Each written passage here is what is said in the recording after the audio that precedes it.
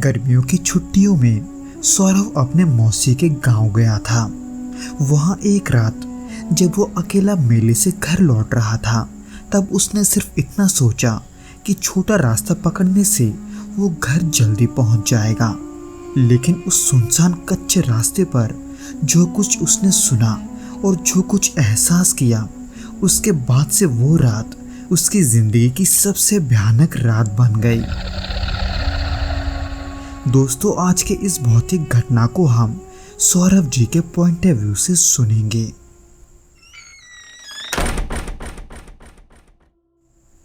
मैं आज भी उस रात को नहीं भूल पाया हूँ। ये घटना लगभग 2008 की है, जब मैं हाई स्कूल में पढ़ता था। उस समय मेरी गर्मियों की छुट्टियाँ चल रही थी और मैं अपने मौसी के गांव झारखंड के दुमका जिले में कुछ दिन बिताने गया था। गांव छोटा था, चारों तरफ खेत और बीच बीच में फैले घने बांस के झुरमुट। मौसी का घर गांव के बिल्कुल किनारे पर था और उसके पीछे ही एक लंबा कच्चा रास्ता निकलता था जो कि जंगल की ओर जाता था। वहाँ दिन भर का माहौल तो बड़ा ही सुकून भरा रहता था। धूप में नहाते खेत, बच्चों की आवाज़ें और कहीं दूर से ढोलक की थाप। लेकिन रात का माहौल वहाँ कुछ अलग ही हो जाता था। उस दौरान गांव में स्ट्रीट लाइट नाम की कोई चीज़ ही नहीं होती थी, इसलिए जैसे ही अंधेरा होता था, चारों तरफ सन्नाटा उतर जाता था और चारों तरफ से झिंगुरों की और कभी कभार कुत्तों के भौंकने की आवाज़ ही आती थी। खैर, उस घटना वाले दिन शाम को मैं अपने कुछ दोस्तों के साथ गांव के मेले में गया था। वहाँ हम देर रात तक रुक गए थे और जब सब लौटे तो मैं भी मौसी के घर की ओर निकल पड़ा था। लेकिन दिक्कत ये थी कि मेले से घर का रास्ता छोटा करने के लिए मैंने तय किया कि मैं अकेले उस कच्चे रास्ते से जाऊंगा जो कि जंगल के किनारे से होकर सीधा मौसी के आंगन तक जाता है। मेरे पास सिर्फ एक बैटरी वाला छोटा टॉर्च था।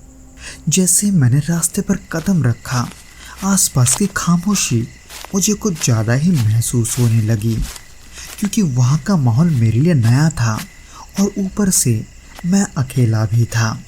इस वजह से मुझे हर एक आवाज़ बहुत ही अच्छे से सुनाई दे रही थी। यहाँ तक कि पत्तों के बीच हवा की सरसराहट भी मैं साफ सुन पा रहा था। पर कुछ दूरी तक चलने के बाद वो आवाज़ें मुझे ऐसा लगने लगा जैसे मेरे पीछे कोई पैदल चल रहा है।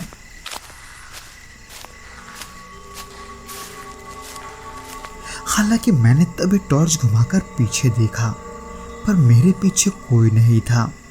फिर मैंने सोचा शायद कोई और ही गांव वाला वहां से आ रहा होगा जिसकी आवाज़ मैं सुन पा रहा हूँ, क्योंकि वहाँ सन्नाटा ही कुछ ऐसा था कि दूर अगर कोई चलता भी तो उसका आवाज़ मैं साफ सुन सकता था।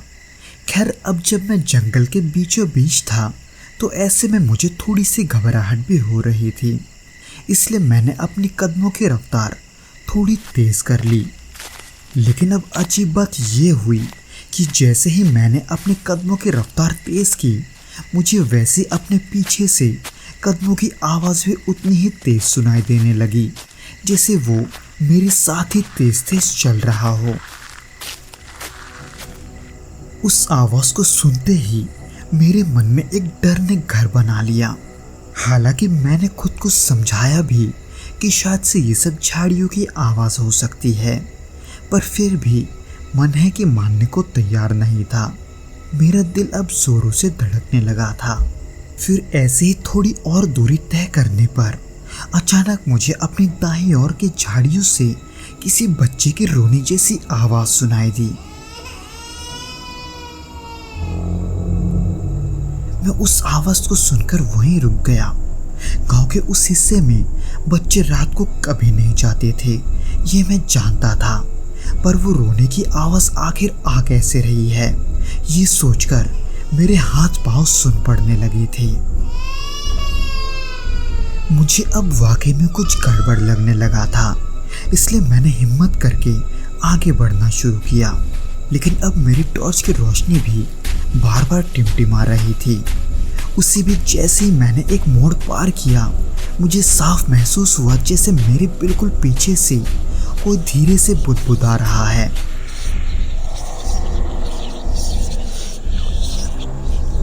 हालांकि शब्द साफ नहीं थे, लेकिन आवाज किसी औरत की थी जो कि मुझे पीछे पुकार रही थी। उस वक्त मैं बस यही सोच रहा था, अगर मैं पलट कर देखूंगा तो कुछ और हुआ तो क्या होगा। अगर ये इंसान हुआ तो भी डर है, और अगर इंसान नहीं हुआ तो क्या होगा। डर अब मेरे चारों तरफ था। मैंने खुद को जैसे तैसे समझाया कि मुझे वहां से भागना होगा, इसलिए मैं तभी वहां से तेजी से चलने लगा। लेकिन तभी तीसरी बार मेरे कानों में बिल्कुल साफ आवाज आई, जैसे कोई मेरे कानों में बिल्कुल पास से मुझे पुकार रहा हो।